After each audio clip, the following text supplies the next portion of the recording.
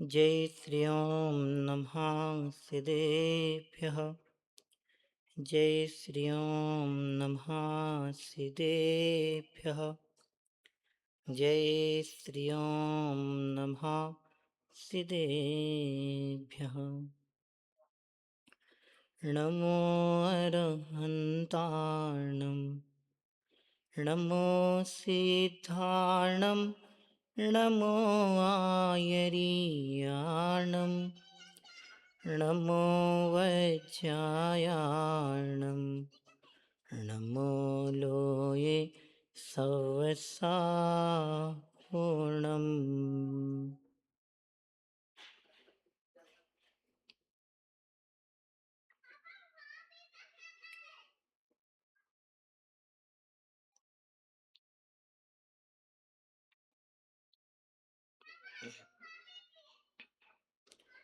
मङ्गलं भगवान् वीरो मङ्गलं गौतमो गणी मङ्गलं कुन्दकुन्दाद्यो जैनधर्मोऽस्तु मङ्गलम्। सर्वमङ्गलमाङ्गल्यं सर्वकल्याणकारकं प्रधानं सर्वधर्माणां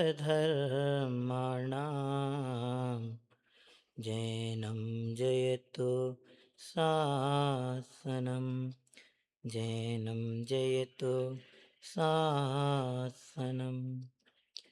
नमः समय साराय स्वानुभूत्या चकासते चित्स्वभावाय भावाय सर्वभावान्तरचिदे वन्दित्वसौसिद्धे ध्रुवमचलमनोभवं गतिं पत्ते वोच्छामि समय पाहुड निर्णमो केवली भणिदम। बोले पंच परमेष्टि भगवान की, अहिंसा परमो धर्म की, कलिकाल सर्वज्ञ श्रीमद आचार्य भगवान कुंद कुंद महाराज कृत परमागम ग्रंथ श्री समय सार जी हमारे समक्ष विराजमान हैं और हम सभी अनंत सिद्ध भगवंतों की पावन चरणार विंदों में विराजमान होकर के उनके जैसा बनने की भावना लेकर के यहाँ उपस्थित हुए हैं।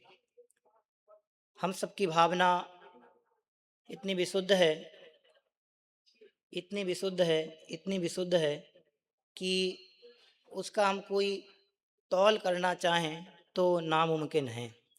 बोले ऐसी तो कोई बड़ी बात नहीं है और सभी आए हैं, कई बार आए हैं, इस बार ऐसा अद्भुत और अनोखा क्या है। तो मैं इस चीज़ को ऐसे कहना चाहता हूँ, अभी हम आपसे अपनी तुलना करें और इस चीज़ को घटित करने की कोशिश करें कि पिछले बार में और इस बार में विशेष क्या है। जब आप हमारी एज में थे तो उस समय थोड़ी कम रुचि, अपनी भूमिका के अनुसार विचार करना, उस समय थोड़ी सी रुचि कम, चंचलता अधिक, एकाग्रता और अधिक कम और अधिक न्यून, सारी बातें थीं। लेकिन जिस समय आपकी रुचि इस ओर केंद्रित हुई, जुड़ाव हुआ, आपने संसार मार्ग और मोक्ष मार्ग, इन दो प्रकार के मार्गों की व्याख्याएं सुनी, गुरुदेव के प्रवचनों को सुनना प्रारंभ किया, विद्वानों का समागम लेना प्रारंभ किया, निजी स्वाध्याय में समय सार जैसे परमागम को विराजमान किया, तो आपके आंतरिक हृदय की विशुद्धता जिस तरह से वृद्धि को प्राप्त हुई और आपको लगने लगा कि नहीं, मार्ग यह ही सत्य है, यह ही साचा है, इसके अलावा विश्व में कोई दूसरा मार्ग और दूसरा कोई उपाय शांति और सुख का नहीं है। अब जब आपकी ये समझ विकसित हो गई, इस समझ के विकसित होने के साथ आप यहाँ इस शिविर का लाभ लेने के लिए आए, तो निश्चित ही आपकी विशुद्धता और दोगुनी हुई होगी और आपको विशेष विशेष प्रतिभासित हो रहा होगा ये विशेष किसको प्रतिभाषित हो रहा होगा कि जिनके हृदय की विशुद्धता उस जाति की वृद्धि को प्राप्त हुई होगी, और जिनकी नहीं हुई है उनके लिए आधार है ये स्वाध्याय। हम सभी दोपहरकालीन स्वाध्याय के सत्र में समयसार जी को लेकर के विराजमान हैं, और चूंकि समयसार जी को सभी ऐसा कहते हैं बहुत गरिष्ठ ग्रंथ है, लेकिन पूज्य गुरुदेव श्री के पुण्य प्रताप से यह इतना सरल और इतना आत्महितकर ग्रंथ चूंकि सभी हैं, लेकिन इसका इतना रस परिपाक हम सभी के लिए पूज्य गुरुदेव श्री के पुण्य प्रताप से हुआ है कि आज यह जन जन की चर्चा का विषय बन गया है। हम और आप सभी दोपहरकालीन इस सत्र में जैसे इस पावन भूमि से अनंत सिद्ध सिद्धालय में विराजमान हुए, तो हम भी कैसे सिद्ध हों, हमें भी सिद्ध बनना है, तो हम भी कैसे सिद्ध हों। हम भी तो अनादि काल से लेके आज तक सिर्फ एक ही चीज तो प्राप्त करते आए। आज हम उस चीज को छोड़ना चाहते हैं, आज हम उस चीज को विराम प्रदान कराना चाहते हैं, तो क्या करें? भक्तांबर जी का पाठ प्रारंभ करें, 48 ताले उनके टूट गए थे, तो एक ताला तो अपना भी टूट सकता है, संसार पास, संसार रूपी ताला। जब भक्तांबर से उनके 48 टूट सकते हैं, तो भक्तांबर से मेरा एक ताला नहीं टूट सकता। चलो भक्तांबर जी को हम यहाँ गौण कर दें। हमने समयसार जी विराजमान किया, 415 गाथाएं आचार्य महाराज ने यहाँ स्थापित की, तो एक एक गाथा का आधार भी लें तो हमारा इन 415 गाथाओं को मिला के एक ताला नहीं टूट सकता।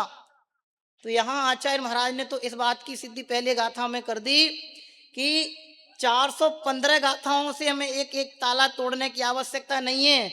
एक एक गाथा का एक एक शब्द इतना मार्मिक और इतना हृदय स्पर्शी है कि एक शब्द का आत्मसातीकरण यदि हमारे हृदय अंतस्पटल में हो जाए तो हमें अन्य कहीं किसी बात की अपेक्षा और आवश्यकता नहीं रहे। बात सिर्फ आके रुक जाती है विशुद्धता पर। ये स्वाध्याय, ये समागम, ये संगोष्ठियां, ये अनवरत चलने वाले धार्मिक आयोजन, ये सब हमारे आंतरिक विशुद्धता को बढ़ावा देने के लिए है।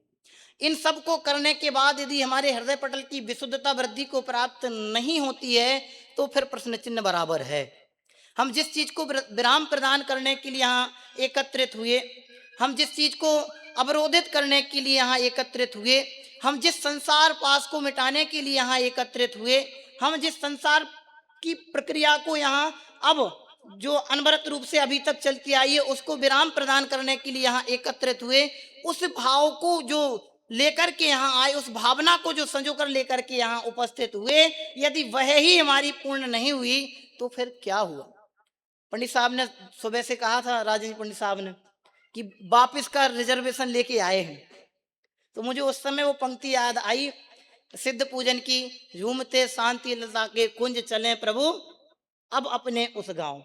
वो मुझे अंत में कहना है, आपसे कहूंगा भी कि हम किस उद्देश्य को लेकर के आए। वो उद्देश्य हमारे यदि यहाँ आकर के पूरा नहीं हुआ तो फिर इस चीज की सार्थकता हमारे जीवन में नहीं है। उम्र से विशुद्धि का कोई लेना देना नहीं है। हम सोचें कि अभी तो समय बहुत अधिक निकल गया है, हम वरिष्ठ हो गए हैं, ये तो बच्चे हैं, इसका कोई यहाँ औचित्य नहीं है। भाई मार्ग तो यही है। पूज्य गुरुदेव के प्रवचन अभी भाई जी ने भी प्रारंभ के दिन में जो साधर में यहाँ उपस्थित हुए बोल लिए, तो उसमें भी इस बात की सिद्धि की, जिसकी जहाँ रुचि उसका वीर उस रूप में अपने आप लक्षित होता जाता है। यदि हम उस विशुद्ध भाव को लेकर के यहाँ आए हैं तो हमारा वीर, हमारा पुरुषार्थ ऑटोमेटिक अपने आप उस ओर उल्लसित होगा। ये जो दोपहर का प्रमाद का समय है, इस प्रमाद के काल में भी हम परम विशुद्धता के मार्ग में वृद्धि को प्राप्त होंगे। तो वो कैसे हों? हमें भी तो सिद्ध बनना है, हमें भी तो संसार के इस मार्ग को विराम प्रदान करना है, हमें भी तो अपने कर्मों का समन करना है, हमें भी तो उन अनंत सिद्ध भगवंतों के साथ सिद्धालय में विराजमान होकर के परम सौख्य का रसपान करना है। तो फिर हो कैसे? कुछ तो है कि मार्ग तो यही है। क्या है वो मार्ग?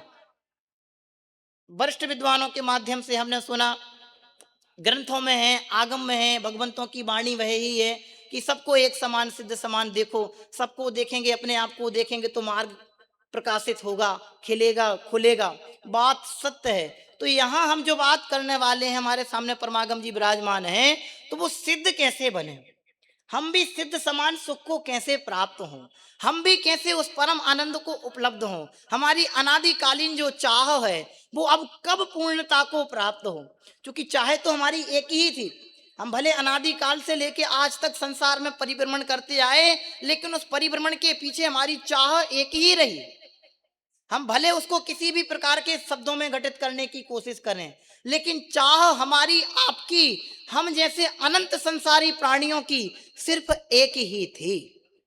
और हम जब यहां से कहेंगे तो आप भी उस बात को कहेंगे कि नहीं, सत्य है, हमारी एक इंद्रिय पर्याय को प्राप्त होने पर भी वह ही चाहे थी। आज हम संगी पंचेंद्रिय पर्याय प्राप्त करके यहाँ उपस्थित हैं तो भी हमारी चाह वह ही है। वो कौन सी चाह है हमारी? मोक्ष मार्ग प्रकाशक जी में पंडित टोडरमल जी साहब ने लिखा है, सुख चाहता है और दुख से डरता है। दौलत राम जी साहब ने भी छह डाला में इस बात का प्रथम ढाल में ही प्रारंभ की पंक्तियों में उल्लेख किया। हम सब सुख की प्राप्ति करना चाहते हैं, चाहे तो हमारी एक ही रही।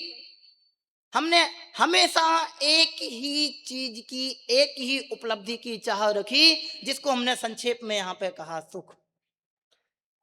और सुख की पूर्ति के लिए हमने तमाम सारे साधन जो परिकल्पित करके रखे, सोच के रखे, अपनी बुद्धि के अनुसार समझ के रखे, जहां जैसी योग्यताएं बनती गईं, जहां जैसी हमारी बुद्धि का कौशल वृद्धि को प्राप्त होता गया, जहां जैसा हमें मार्ग प्रशस्त सुख की प्राप्ति के लिए होता गया, हम उसके अनुसार प्रवर्तते रहे। हुआ अथवा नहीं, अभी इस बात को मैंने नहीं कहा। हमने तो अभी आपके समक्ष इस बात को रखा है कि हमारी आपकी अनादिकाल से लेके आज तक की चाह सिर्फ एक ही रही, वो चाह है सुख की प्राप्ति।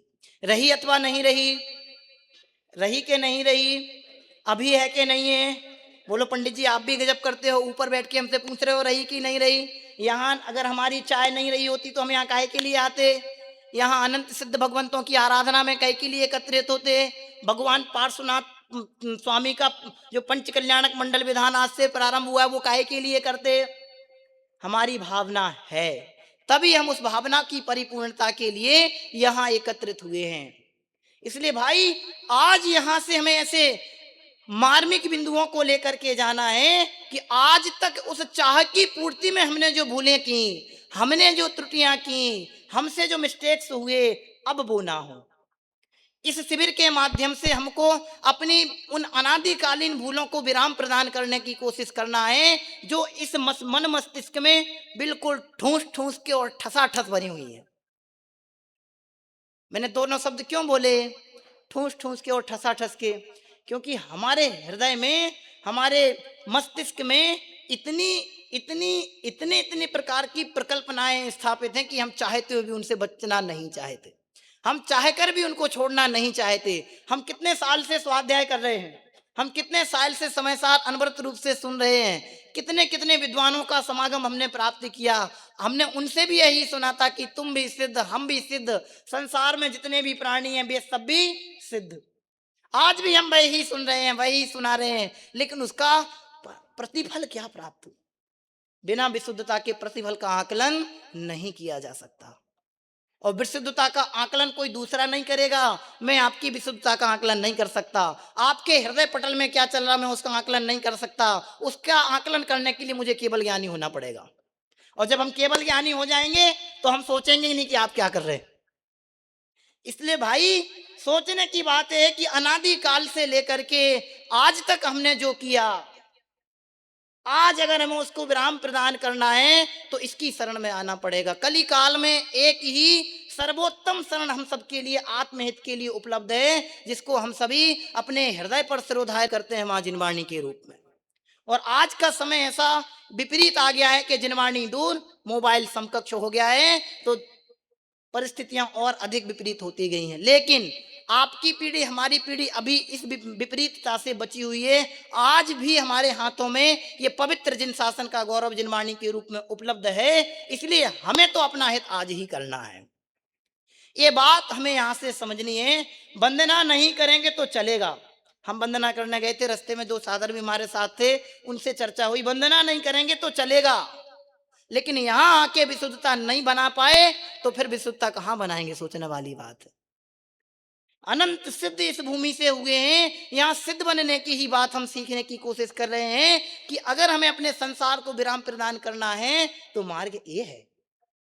कितनी करुणा के साथ उन कुंद कुंद महाराज ने हमसे कहा। हम याद करें समय सार जी को, जब भी हम अपने कर कमलों में विराजमान करें तो ये हृदय में स्थापित करें उन कुंद कुंद महाराज की करुणा, कि उनके हृदय में कैसा भाव आया होगा कि हमारा क्षयोपशम तो इतना उत्कृष्ट है कि हम सुन सुन करके आज तक उस परंपरा को अनवरत रूप प्रदान करते आए और अपने मोक्ष मार्ग का प्रशस्तीकरण कर रहे हैं। लेकिन आने वाले काल में जीवों का क्षयोपशम इतना उत्कृष्ट जाति का नहीं होगा, इसलिए उनके लिए भी मोक्ष मार्ग का प्रशस्तीकरण बना रहे, वे भी अपने मोक्ष मार्ग को प्रशस्तता प्रदान करते रहें। इसलिए कुछ तो उपाय, कुछ तो उनके लिए मार्ग प्रशस्तीकरण के लिए साधन छोड़ के जाएं।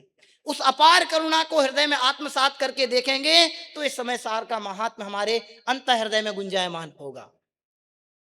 और अगर हम उस अपार करुणा को हृदय में आत्मसात नहीं करेंगे तो हम कुंद कुंद को भी पढ़ रहे हैं। हमारे समक्ष 3 आचार्य और विद्वान की टीका, पंडित जयचंद जी साहब छाबड़ा साहब की टीका भी इसमें विराजमान है। 3 आचार्य आपको ख्याल में होंगे।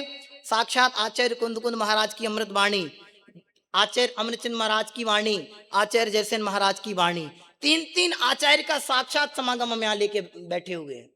और इतना सब कुछ साधन हमारे समक्ष उपलब्ध होने के उपरांत भी हमारे हृदय की आंतरिक विशुद्धता यदि वृद्धि को प्राप्त नहीं होती तो वो प्रश्न चिन्ह बराबर रूप से यहाँ लगा रहता है।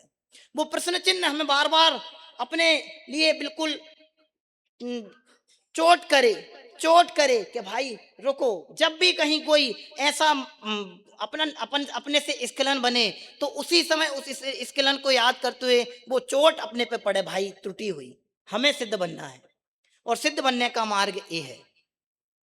इसलिए प्रत्येक कार्य के पीछे हम अपनी विशुद्धता का आकलन करते जाएं तो निश्चित ही विशुद्धता बनेगी और वृद्धि को प्राप्त होगी। प्रत्येक कार्य के पीछे वो कैसे बने, वो मार्ग यहाँ लिख रहे हैं। हमने प्रश्न आपके समक्ष स्थापित किया था कि अनंत सिद्ध भगवंतों की तलहटी में विराजमान है और हम सब भी सिद्ध बनना चाहते हैं, तो कुंद कुंद आचार्य महाराज ने हम सभी को क्या आज्ञा प्रदान की है, क्या आशीष प्रदान किया है, क्या अनुकंपा में उपदेश हमको प्रदान किया है, वो बात हम यहाँ से सीखेंगे कि यदि हमें भी सिद्ध बनना है तो क्या करें। अभी हम स्वभाव की दृष्टि से बात नहीं कर रहे हैं, क्योंकि स्वभाव से तो हम सब सिद्ध हैं, सिद्ध समान हैं, पढ़ा है, लेकिन हम भी उस आनंद को कैसे उपलब्ध हों जिसकी चाह हम अनवरत रूप से करते आ रहे हैं। यहाँ बैठे बैठे भी स्वाध्याय में आप इसीलिए नहीं आए प्रमाद छोड़ करके कि हम यहाँ बैठेंगे 4-5 उदाहरण सुनेंगे, मस्त हो जाएंगे, मजा आ जाएगा, एंजॉय हो जाएगा। समय व्यतीत करने नहीं, समय का सदुपयोग करने के लिए हम समय सार लेकर बैठे हैं। समय की सार्थकता समय सार को लेकर के हो, वो विशुद्धि हमारी बढ़े, इसलिए हम समय सार को लेकर के बैठे हैं। हमारा जीवन समाधि की ओर अग्रसित हो, इसलिए हम समय सार को लेकर के बैठे हैं। हमारा जीवन जिनवाणी के अनुसार व्यतीत होना प्रारंभ हो, इसलिए हम मां जिनवाणी की शरण लेकर के बैठे हुए हैं। जिनवाणी की शरण लेकर के बैठे हैं और हमारा जीवन मां जिनवाणी के अनुरूप ना प्रवर्ते तो फिर जिनवाणी लेने का औचित्य कैसे सिद्ध हो।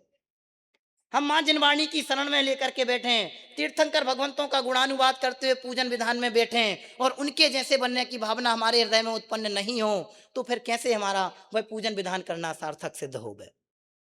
हम यहाँ भेद विज्ञान के संस्कार लेने के लिए एकत्रित हों और शिविर में हम भेद विज्ञान के संस्कार लेकर के नहीं जाएं। गुजराती भोजनशाला में तो ऐसा भोजन था, वीआईपी में तो ऐसा था, इस तरह की बातों को करते हुए अपना समय व्यतीत करें तो ऐसे खोटे कार्य करते हुए कैसे हम भेद विज्ञान के संस्कार लेकर के जा पाए।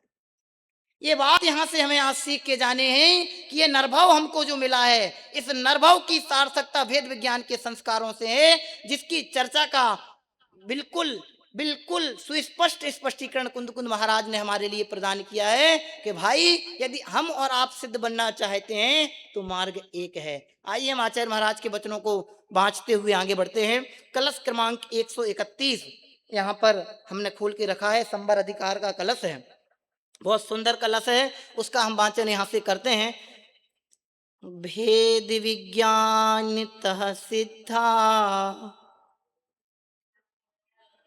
आप लोग भी बोले, एक बार बोलेंगे तो बहुत अच्छा आनंद आएगा। मेरी तो आदत में, हम बच्चों को वहाँ पढ़ाते हैं तो एक लाइन हम बोलते हैं, बच्चों से रिपीट करवाते हैं। आप लोग तो वरिष्ठ जन हैं, स्वाध्यायी हैं और हम सब ऐसी विशुद्ध भावना अपने हृदय में प्रगटाना चाहते हैं। इस उद्देश्य से हम आचार्य महाराज के वचनों को पढ़ते हैं, फिर आगे बढ़ेंगे। भेद विज्ञानतः सिद्धा, सिद्धा ये किल केचन,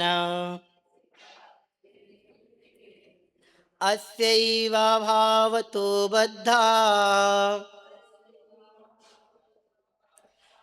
बद्धा ये किल केचन। भेद ज्ञान से हुए सिद्ध सब, भेद ज्ञान से ही होंगे। मिलो को मिला नहीं पद्यानुवाद होगा इसका, तो मैंने बैठे बैठे अपने शब्दों में इसको लिख लिया, वही लाइन हिंदी में पढ़ रहा हूँ। भेद ज्ञान से हुए सिद्ध सब, भेद ज्ञान से ही होंगे, बंधे रुले संसार में इस बिन, सतत सभी भव में होंगे। मतलब ये है, बहुत सिंपल है, आप सबने पढ़ रखा है, बहुत सीधा सा मार्ग है। एक बात आप समय सार जब भी पढ़ेंगे तो कुंद कुंद महाराज ने हम सभी को ज्यादा घुमाया फिराया नहीं है, डंके की चोट पे सीधे और बिल्कुल स्पष्ट बातें कही। अभी गुरुदेव का व्याख्यान हम आप सुबह सुन रहे थे, तो उसमें एक लाइन आई थी कि कुंद कुंद महाराज को जब ऐसा आया था अंतिम अंतिम के दूसरे मुनिराजों का विरोध कर रहे हैं, तो हम बहुत अच्छा लगा था मुझे पढ़ करके। तो कुंद कुंद महाराज ने स्पष्टतः सारे कथन कह के करके किसी का विरोध नहीं किया है, या अपनी प्रशंसा के लिए निज प्रशंसा के लिए ऐसे कथन नहीं किए हैं, अपितु अपार करुणा के बसी होकर के उन्होंने हम सबके लिए अनंत सिद्धों के बीच में विराजमान होने के लिए मार्ग खोला है। और उस मार्ग की स्थापना एक शब्द में कही है, वो शब्द पूरे कलश में बहुत बहुत स्पष्ट तरीके से गुंजित हो रहा है, वो शब्द है भेद विज्ञान। क्या है जरा एक बार बोलें सभी, कौन सा शब्द है वो? भेद विज्ञान। किया है कि नहीं किया है? किया है, कैसे नहीं किया है? मैं बोलूं आपसे, महिला मंडल की तरफ से बोलूं, अभी आपके हाथ में जो रिंग है पड़ोस वालों को लगता है कि नहीं वो उनकी है। ऐसा ऊपरी ऊपरी तो खूब किया, दूसरे का घर उनका है मेरा नहीं है, मेरा घर मेरा है उनका नहीं है। ऊपरी ऊपरी भेद विज्ञान तो हम डेली करते हैं, और हम सबको बहुत स्पष्ट है। मैं ये कथन क्यों कर रहा हूं कि वो कला तो मेरे पास है। वो जो यहाँ गुरुदेव का वाक्य आता है जो पंडित साहब ने लिया था ना, दृष्टि का निधान, उसमें भेद ज्ञान को कला कहा है। वो कला तो हमारे पास है, बस उस कला का व्यवस्थित प्रयोग हमारे साथ नहीं है। ये जैन शासन प्रयोगात्मक है, ये जिनवाणी हमारे प्रयोग पक्ष को प्रस्फुटता प्रदान करती है, वृद्धि प्रदान करती है, मजबूती प्रदान करती है। हम अपने दृष्टिकोण को प्रयोगात्मक पक्ष प्रदान करेंगे तो निश्चित ही हम सब भी भेद ज्ञान को उपलब्ध होते हुए अनंत सिद्धों के संग विराजमान होने के मार्ग को प्रशस्तता प्रदान करेंगे। ये मार्ग प्रशस्तीकरण के लिए उपाय बताया है भेद विज्ञान। ये भेद विज्ञान की बात क्यों कही कि अनादि काल से आज तक हम यहाँ बैठे हैं, रोग एक है सबका, तो सबके लिए एक ही ट्रीटमेंट है। जिन जिन को भी संसार से पार उतरना है, दुखों से पार उतरना है, सब कर्मों का समन करना है, शांति को उपलब्ध होना है, सुख को प्राप्त करना है, तो उन सबका मार्ग क्या है? ये लिखा है। क्या है मार्ग? वेद विज्ञान। तो करते हैं कि नहीं करते हैं? डेली करते हैं। आपको दाल अच्छी लगती है कि सब्जी अच्छी लगती है? बोले हमें तो दोनों अच्छी लगती है, हम तो पक्के आत्मार्थी हैं, एक को कैसे, एक के साथ अन्याय कैसे कर सकते हैं। लेकिन जिस समय आप दाल खाते हैं उस समय पूरा विवेक के साथ दाल ही लेते हैं, सब्जी में नहीं लगाते हैं। तो इतना कौशल अपने को प्राप्त है, इतनी कला अपने को प्राप्त है, बस इतनी कला अपने को चाहिए, इससे ज्यादा नहीं चाहिए। आपको 415 गाथाएं याद हों, हमें 415 गाथाएं याद हों, इसकी आवश्यकता नहीं है। इसका मतलब मैं इनको कंठ का हार बनाने का निषेध कर रहा हूं, ऐसा नहीं है। बालकों के लिए, विद्यार्थियों के लिए, हम जैसे नव युवकों के लिए, नव विद्वानों के लिए तो इन सब चीजों का बहुत अधिक आवश्यकता हो, करना चाहिए। लेकिन मोक्ष मार्ग के लिए इनकी आवश्यकता, इनकी अनिवार्यता हो, ऐसा नहीं है। इनका मर्म क्या है, इनका हृदय क्या कह रहा है, कुंद कुंद महाराज का हृदय हमसे मैच कर रहा है अथवा नहीं कर रहा, इसका मिलान हमें यहाँ से करना है। ध्यान रखना, हमारा हृदय आचार्य कुंद कुंद महाराज के हृदय जैसा हो गया तो समझो अब हमें अन्य किसी चीज की आवश्यकता नहीं है। ये समय सार हमारा हृदय उनके जैसा बनाने के लिए है। ये समय सार हमें आचार्य अमरचंद महाराज के पदानुसारी होने के लिए है। वो बात यहाँ कह रहे हैं, वेद विज्ञानतः सिद्धा। हम भगवंतों की तलहटी में वहां पहुंचे और कितना कितना लोग करते हैं, चरण पादुका को यूं यूं करेंगे, यूं करेंगे, यूं करेंगे, लेके चले जाओ अपने घर पे। क्या होगा इन सब चीजों से?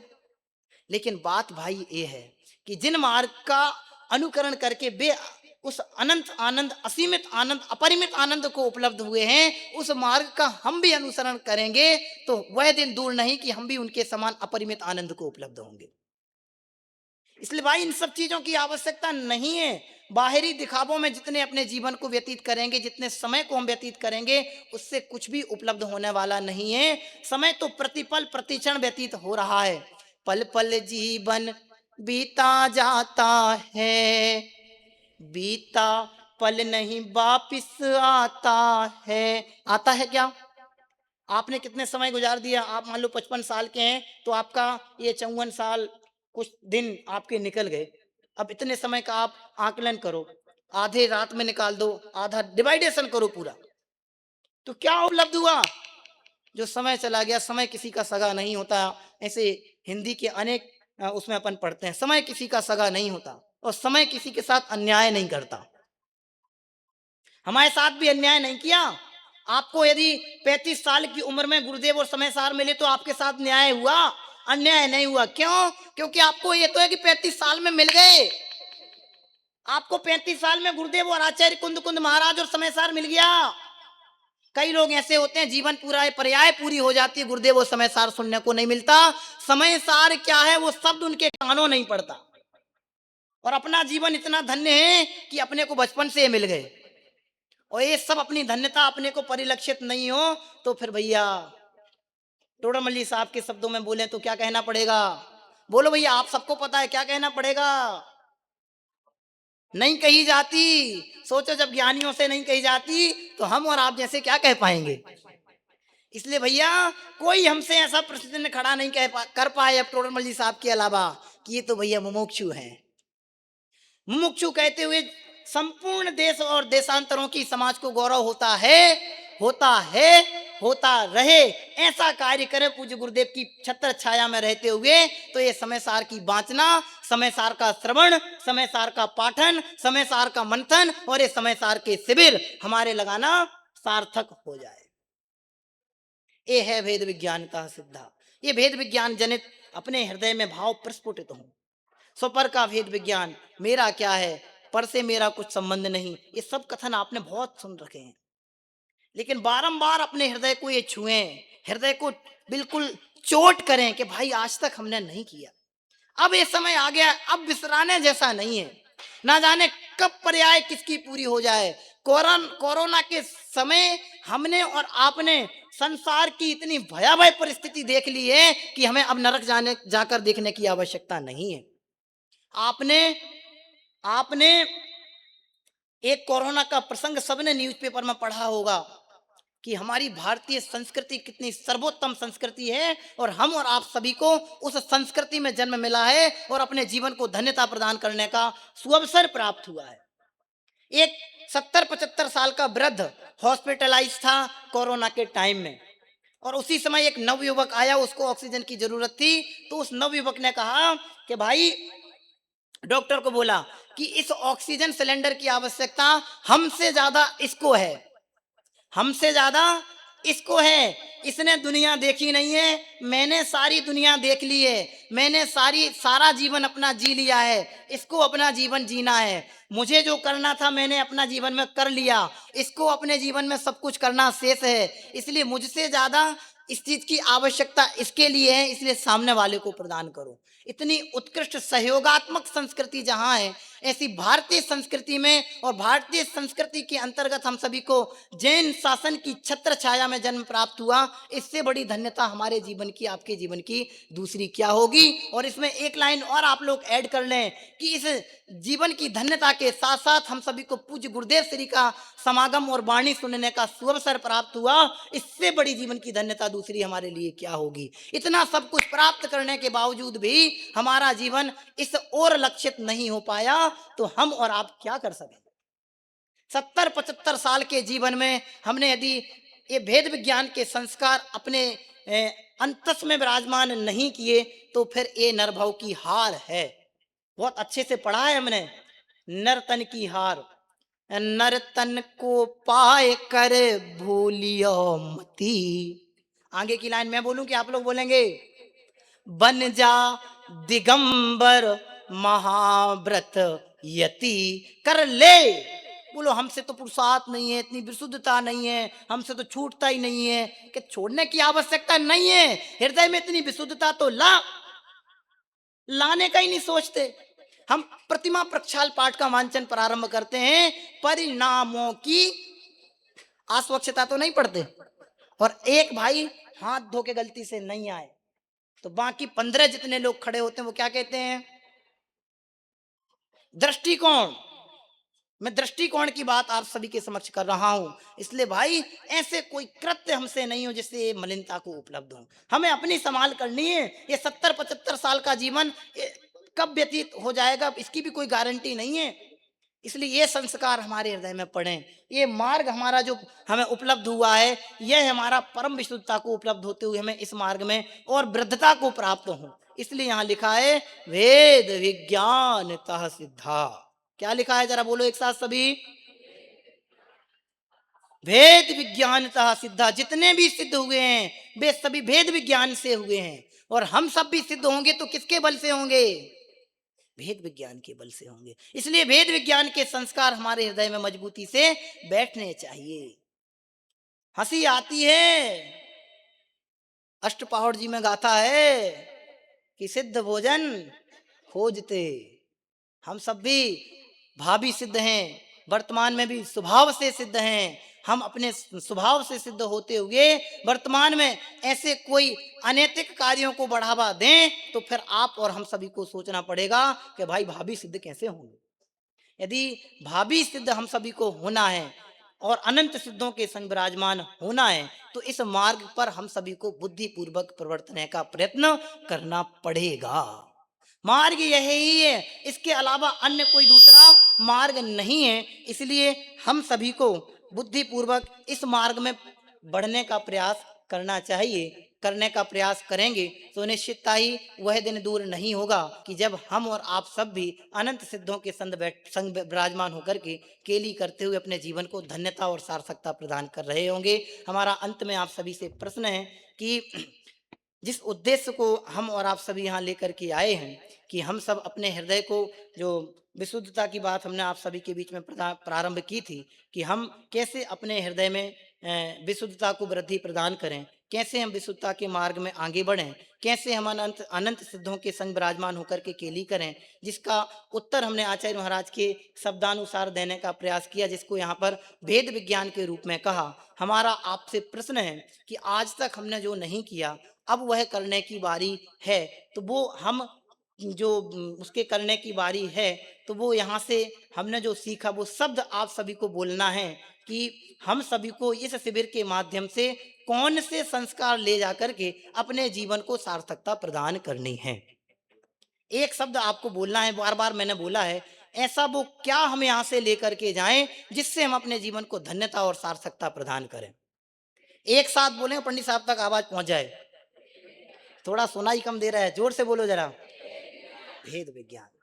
वेद विज्ञान के संस्कार यदि हमारे हृदय पटल पर अंकित हो गए तो समझना हमारे जीवन की धन्यता और सार्थकता का शुभारंभ और मुक्ति बधु का उद्घाटन हो गया। यही हम सभी को इस शिविर से प्राप्त हो, उपलब्ध हो ही रहा है और हम सब इसका आत्मसातीकरण करते हुए इस मार्ग में आगे बढ़ें। ऐसी भावना के साथ हम यहाँ विराम लेते हैं और आगामी विद्वानों का लाभ हम सभी को प्राप्त होगा। ओम नमः देव्या। अभी आप और हम सभी ने ध्रुवधाम बांसवाड़ा के प्राचार्य साहित्याचार्य पंडित दीपक जी शास्त्री बांसवाड़ा के माध्यम से समय सार जी ग्रंथादिराज पर मांगलिक व्याख्यान का लाभ लिया। अब अगले क्रम में समय हो चुका है कक्षा का। चूंकि ये शिविर है, शिविर में कक्षा ना लगे, शिविर किस काम का। अभी निमित्त उपादान विषय पर बहुत ही सुंदर चर्चा हमारे विराग जी भाई सब के माध्यम से चल रही है। अभी निमित्त उपादान विषय की कक्षा उनके माध्यम से आप और हम सभी यहाँ पर लाभ लेंगे। वो जो लोग हमारे पीछे तक बैठे भी थोड़े आगे आ जाएं तो अच्छा लगता, थोड़ा भरा भरा। पंडित जी साहब हाँ ये ना भैया एक प्लास्टिक की कुर्सी लगा देना। हाँ ये दे दो, आई।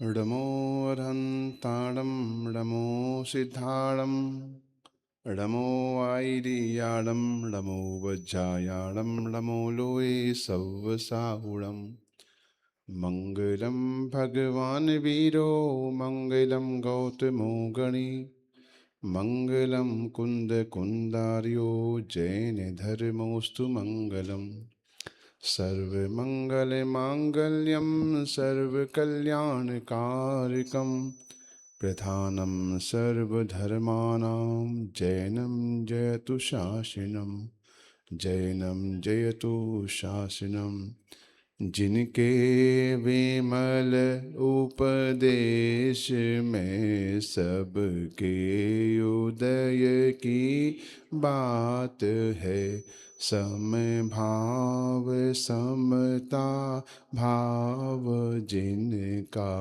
जगत में विख्यात है जिसने बताया जगत को प्रत्येक कण स्वाधीन है करता न हरता कोई है अणु अणु स्वयं में लीन है आत्मा बने परमात्मा हो शांति सारे देश में है देशना सर्वोदय महावीर के संदेश।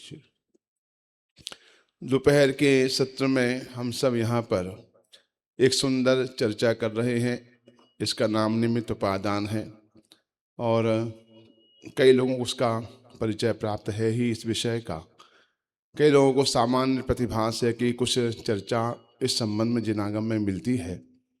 हम सब आचार्य भगवंतों के मुनिराजों के ज्ञानियों के शब्दों से परिचय प्राप्त करते हुए इस विषय को समझने का यत्न कर रहे हैं। विषय का नाम है निमित्त उपादान और हम सब ने कल थोड़ा सा एक प्रकरण पढ़ा था कि कार्य किसे कहते हैं। उसका उत्तर आया था कि कारण का अनुसरण करके ही कार्य होते हैं। पीछे आप स्लाइड अगला लगाना भैया इसमें। तो कार्य एक सूत्र है, समय सार जी में सूत्र आता है, कारण अनुविधायिनी कार्याणि, अर्थात कारण का अनुसरण करके ही कार्य होते हैं और जो जो कार्य होगा कारण के अनुसार होगा। कार्य को कर्म कहा जाता है, अवस्था कहें, हालत कहें, पर्याय कहें, परिणाम कहें, परिणमित कहें, ये सारे कार्य के ही परिभाषाएं होती हैं। अपन ने कई चर्चा में लिया था अपन क्यों समझ रहे हैं विषय को। तो सामान्य बात ये आई थी कि हमारे चित्त में बहुत बोझा है, या तो हम भूतकाल से परेशान हैं या भविष्य की आशंकाओं से परेशान हैं। अधिकांश लोग इसमें जीवन निकल जाता है, या तो वो चिंता करते हैं कि भाई पहले क्या हुआ था, भूतकाल में क्या घटनाएं घटी थी, ऐसा कैसे हो गया, ये तो नहीं होना चाहिए था, अच्छा नहीं हुआ ये। कई लोग अपनी गरीबी का ऐसा था, ऐसा वो था, फला था, बहुत समस्याएं भोगी हमने। तो या तो अपने भूतकाल की समस्याओं अथवा अनुकूलताओं को याद करते हैं अथवा भविष्य की चिंताएं उन्हें बहुत रहती हैं। ये क्या प्लानिंग करना भविष्य की, अपन को किस तरह भविष्य का जीवन यापन करना है, इस दो के चक्कर वर्तमान ही खंडित हो जाता है। तो हम वर्तमान को तरीके लेते ही नहीं। जब वर्तमान में ही भूत की परिकल्पना आ गई, भविष्य की चिंताएं आ गई, वर्तमान कहाँ रह जाता है। और दुनिया का हर अज्ञानी इसी ऊहापोह में लगा रहता है किस तरह हमारा भविष्य अच्छा हो जाए। भविष्य अच्छा करने, वर्तमान को बिगाड़ने का प्रयास करते रहते हैं। इस सिद्धांत को समझने के बाद में न भूतकाल की होने व हुई घटनाओं का कोई खेद होता है, भविष्य की न चिंताएं अपने को होती, क्या होगा कि जो होना वो हो जाएगा, क्या फर्क पड़ने वाला है। निश्चिंत करने वाला मार्ग है। विकल्पात्मक निश्चिंता कम कम आई जाना चाहिए, ख्याल में आया। तो वो भी हमको नहीं आती है, तो इसका मतलब हमारा कहीं ना कहीं सिद्धांत, ये कोई बहुत, इसमें तो इतनी सुंदर चर्चा है